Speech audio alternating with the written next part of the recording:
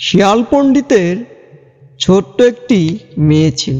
সে মেয়েটিকে অনেক ভালোবাসত, তাই সে মেয়েটিকে তার বাসা থেকে বের হতে বারণ করত, কারণ সে যে এখনো অনেক ছোট। তাকে যদি কেউ আক্রমণ করে সে নিজেকে রক্ষা করতে পারবে না, জন্যই শিয়াল তাকে বের হতে বারণ করত। এদিকে হাতিরও একটি ছোট্ট মেয়ে ছিল। হাতি তাকে বারণ করতো না, কারণ হাতি জানতো সে এলাকায় রাজ করে বেড়ায়, তার মেয়ের গায়ে আর কে হাত দেবে। তাই তার মেয়েটি নিঃস্বাধীন মতো জঙ্গলে এখানে সেখানে ঘুরে বেড়াতো এবং খেলাধুলা করে বেড়াতো। তারও কোনো বন্ধু ছিল না, সে একা একাই খেলাধুলা করত। এদিকে শিয়াল পণ্ডিতের মেয়ের তো আর বাসায় থাকতে ভালো লাগে না। সে তাই বাবার অজান্তেই লুকিয়ে লুকিয়ে বাড়ির বাইরে বের হয়ে হাঁটাহাঁটি করত।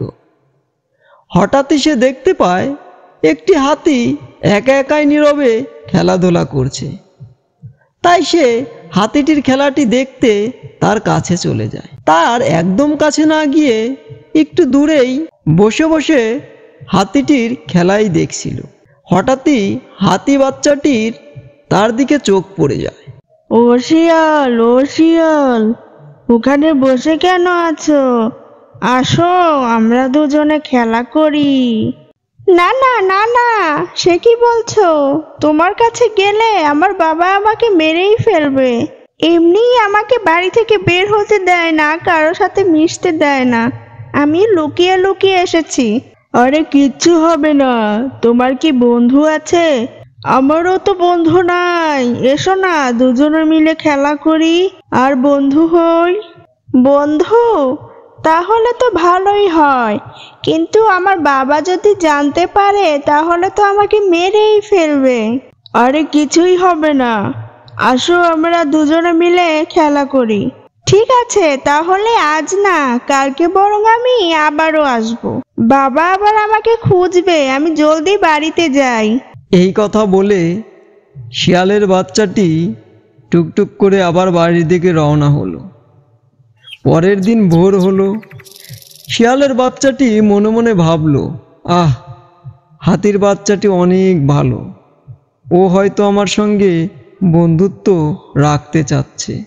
যদিও আমার বন্ধু হয় তাহলে আমারও একটা খেলার সঙ্গী হবে আর আমার খুব ভালো হবে, সময়ও কেটে যাবে।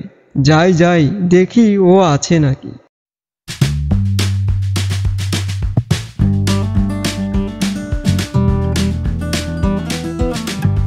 ও শিয়াল, তুমি এসেছো? আমি তো ভেবেছিলাম তুমি আসবেই না তোমার বাবার ভয়ে।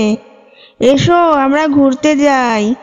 আমারও তোমারে ছাড়া ভালো লাগছিল না, তাই আমি চলে আসলাম। চলো, তোমার পিঠে চড়ে ঘুরে আসি দুজনে। হ্যাঁ হ্যাঁ, তুমি খুব ছোট। এসো, আমার পিঠের উপর বসো, আমরা দুজনে ঘুরে আসি, তোমার কোনো ক্ষতিই হবে না। এই কথা বলেই শিয়ালের বাচ্চাটি হাতির পিঠে উঠে ঘুরতে শুরু করলো।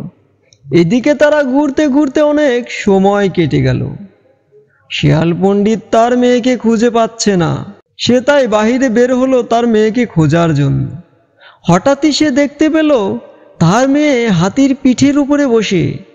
সে তো বিপদে পড়ে গেল। সে ভাবছে হয়তো হাতিটি তাকে ধরে নিয়ে যাচ্ছে। তাই সে ভাবছে কিভাবে এই হাতির বাচ্চাটির কাছ থেকে তার মেয়েকে বাঁচাবে। সে তাই মনে মনে ভাবলো, যেভাবেই হোক হাতির বাচ্চাটিকে মেরে ফেলতে হবে, তা না হলে আমার মেয়েকে আমি বাঁচাতে পারবো না।